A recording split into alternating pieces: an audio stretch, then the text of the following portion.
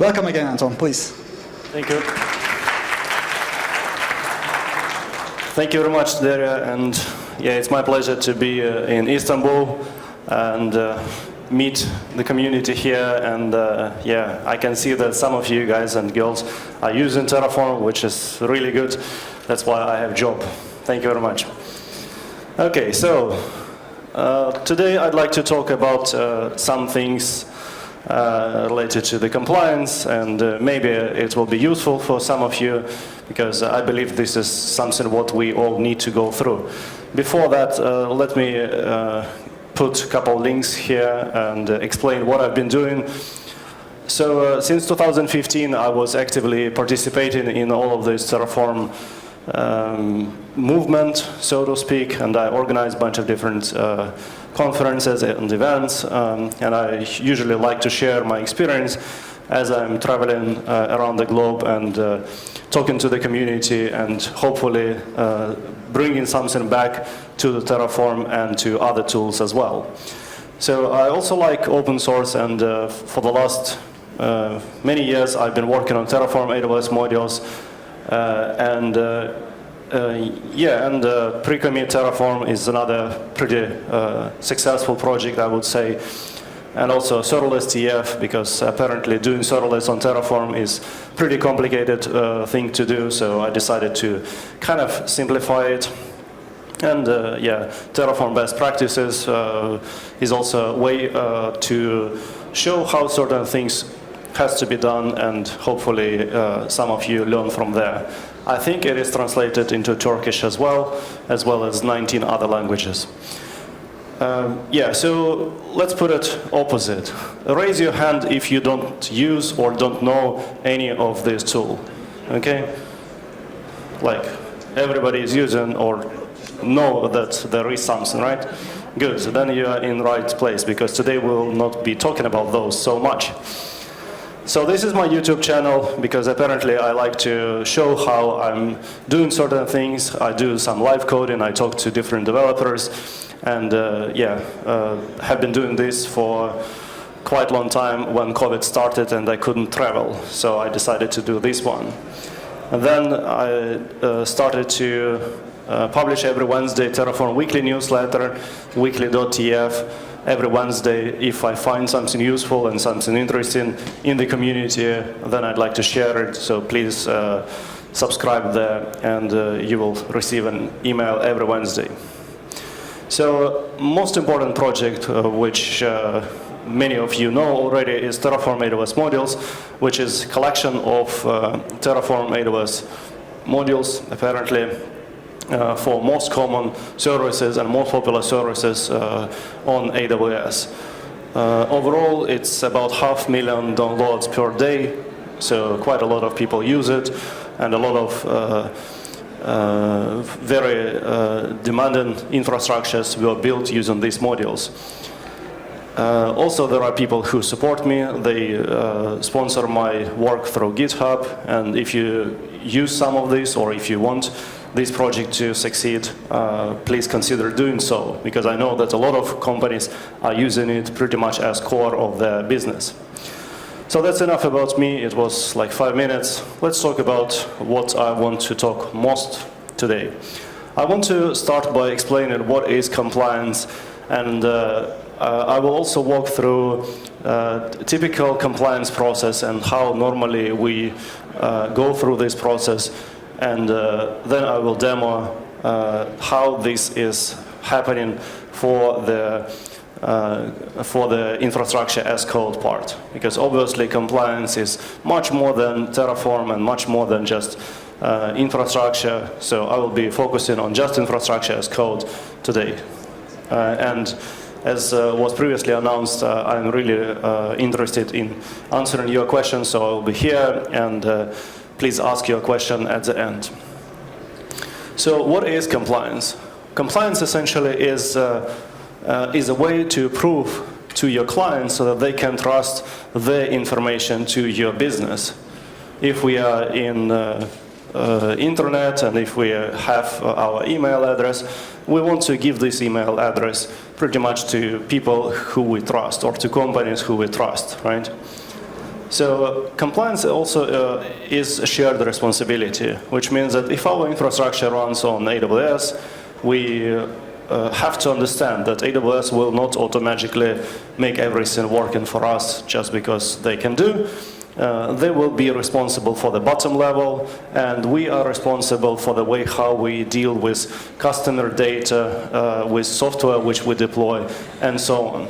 So it's really important to understand that compliance is not something what we can outsource to AWS or to any other cloud provider and just leave it there and think it's going to be all right. So let's talk about compliance frameworks. Compliance framework is essentially structured guidelines to help the organization to meet certain requirements. And in most cases, compliance is focusing or is designed to reduce amount of risk and to control this risk as well as improve security. This is important to understand that compliance is not rocket science in most cases. It's something what we need to implement to have decent security in our solution so that as a follow-up, customer will trust our system more. And all of these compliance framework controls are tailored and designed to implement certain security controls. Again, it's not something of thin air where you cannot measure it. It's all about security and how to help to control the security in order to meet some requirements established by certain organization or by government. They are obviously different between different industries and by different type of data which is operated. So you may think like, okay, there are plenty of those, you already know some of them. Which one would you choose? The easiest one, and the one which I believe should be by default pretty much for everyone who is having anything on AWS or exposed to customer, is CIS controls, which is Center for Internet Security. You may have seen it already implemented or already mentioned in various platforms on AWS, for example, in Security Hub or in AWS Config. Essentially, this is just a set of very well described best practices to help you to have decent security. That's pretty much it. It's not really opinionated, it's not really so much restricted, so it's good to have it anyway.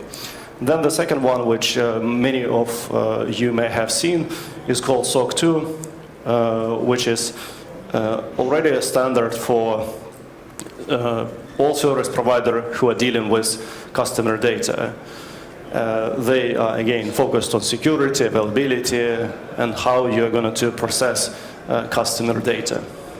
And if we're in EU, then we have our specific one, which is GDPR, which is the only thing to care about private or personal data of individuals. How are we going to handle it? If we are talking about specific industries like payment, then there is PCI DSS, which is a collection of controls or collection of standards to control that credit card information is processed and stored in secure fashion.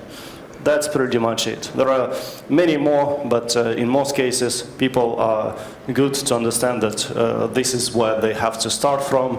And if you pass this compliance process, then you will be able to show to customer that you are trustworthy.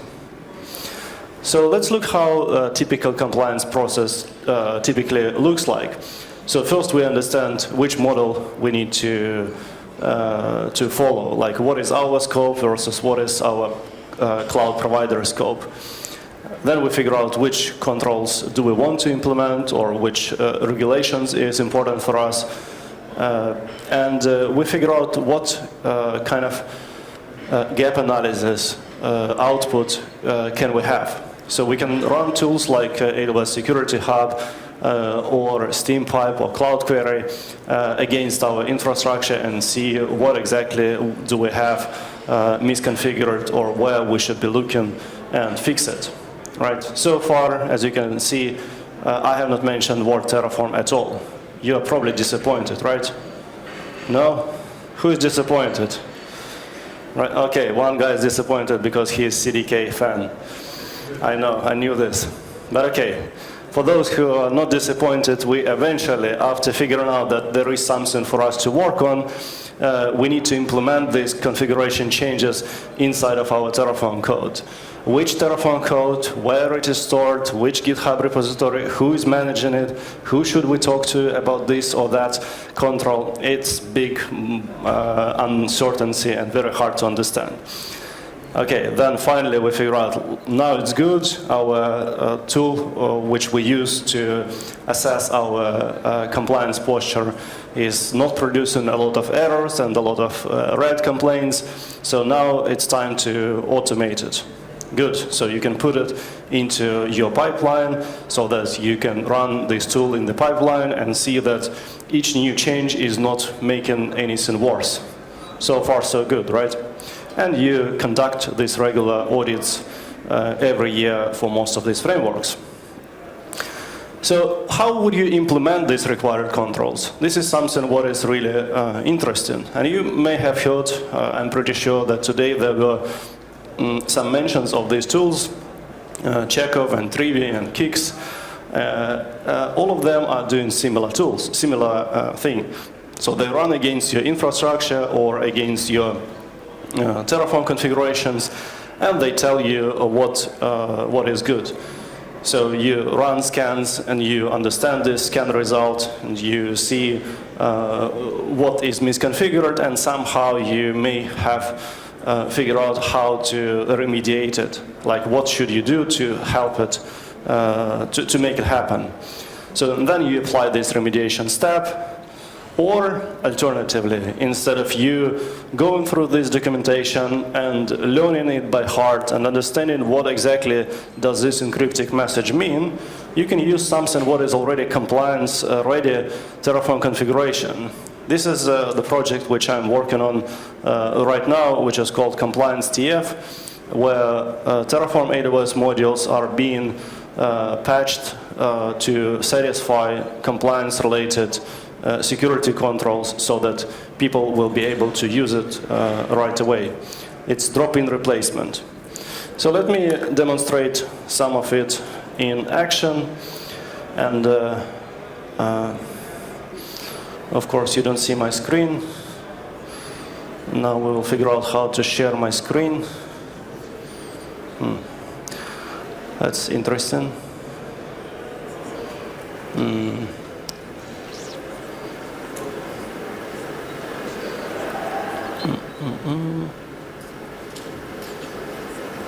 This one? Yeah. No, that's okay.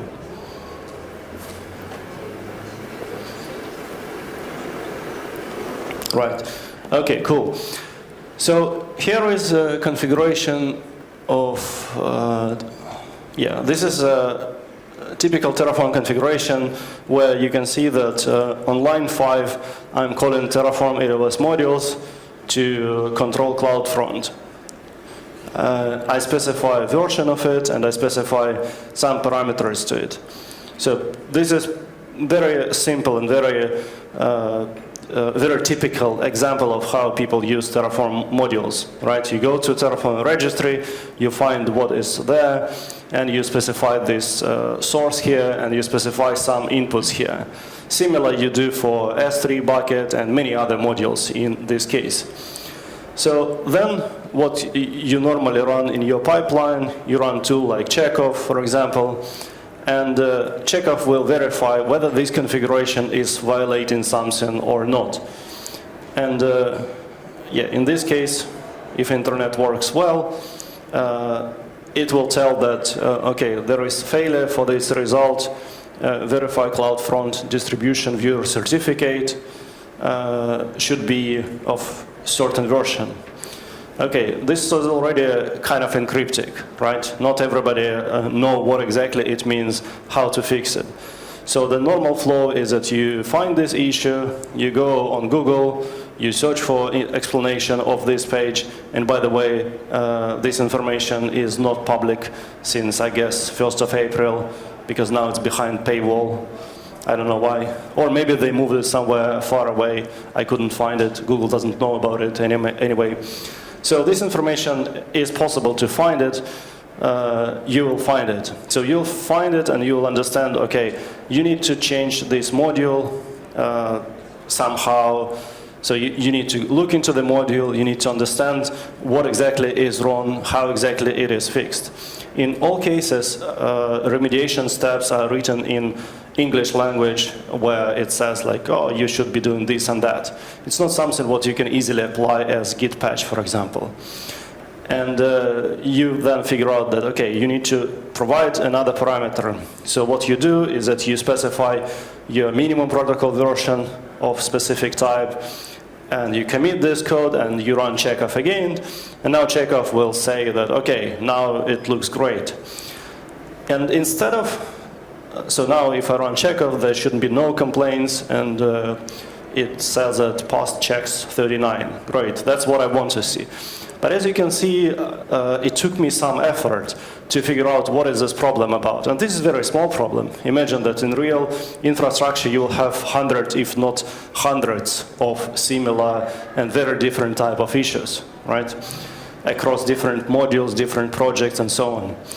So you figure out this solution, but the better way of doing this is that instead of learning about all of these peculiarities of different servers and configuration, you can just use drop-in replacement and use Terraform AWS modules hosted by a compliance registry.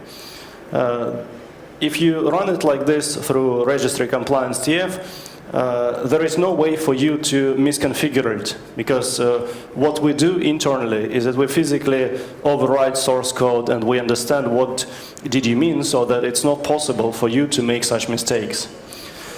And if I run this code now, if I run checkoff on it, checkoff will download this module from registry compliance TF. The source code is drop-in replacement, but all security things are fixed there, so that you can see that it's already passing all the same 39 security checks without me needing to customize minimum protocol version, because, well, it's already fixed there. And again, this is a very small example. In many cases, there can be hundreds of these kind of security misconfigurations and not following best practices, which is important if you want to do compliance. So you may think, if you look into this code, but you still want to do, let's say, open S3 bucket to the public internet. Sorry, but it's not compliance related.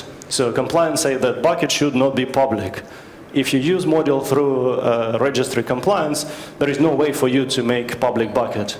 We simply literally disallow this way. And that's why if you source everything from registry compliance, it will not have a way for you to create something what is like, yeah, but this is just for development environment, or nobody will find it. No, there is no way to do this. So we simply disallow that one. Yeah, so that's pretty much the whole demo.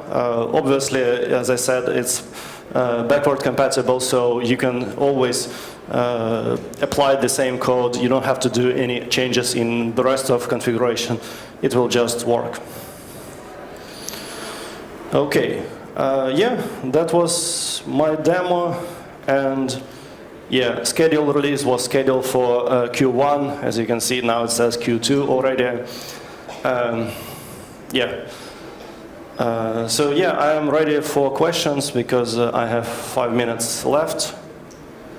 Thank you very much.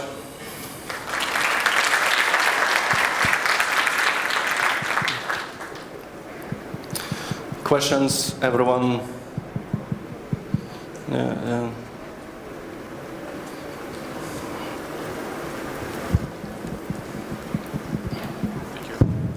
Hello, Anton. Thank you so much.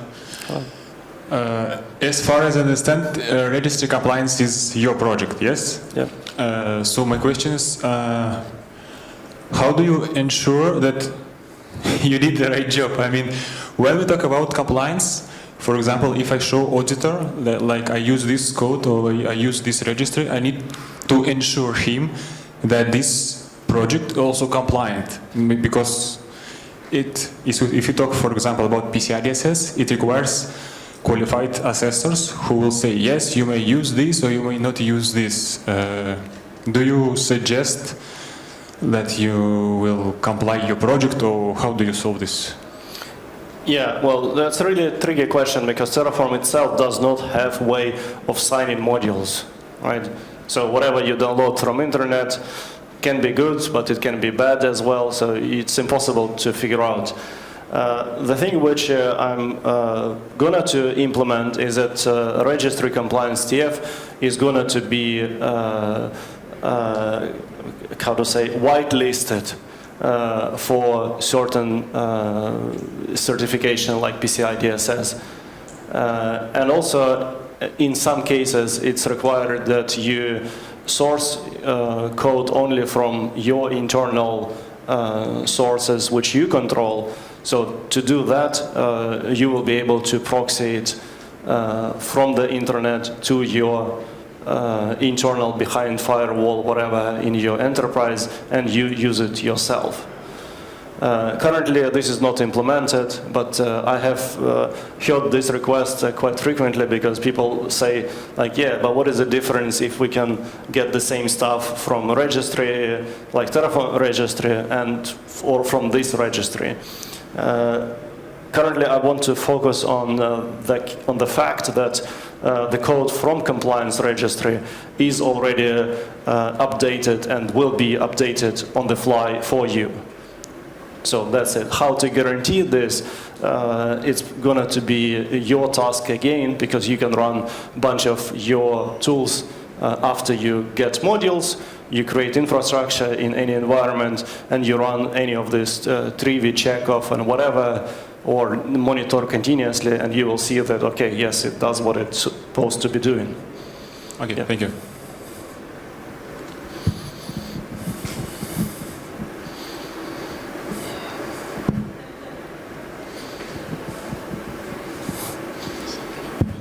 Hi, thank you for the presentation. I just want to ask, we have talked about for example, you gave us an example, not having a public registry in any kind of the data that the company has. But for the enterprise companies, the big companies, what kind of compliance criteria we have to be careful about, apart from, for example, like you mentioned, having a public registry? Like you mentioned the four, the GDPR, SOC, that kind of criteria. But apart from that, what kind of advices that you can give us that we should be careful about? Well, I think it's, again, another tricky question, because I'm not the person who will audit your infrastructure. So you can run tools to assess your current compliance posture, and it will tell you that you are 70% good for this compliance framework, but you are just like 20% good for like the most crazy framework on earth, right? And it's up to you to decide whether you want to go for that one or for that one.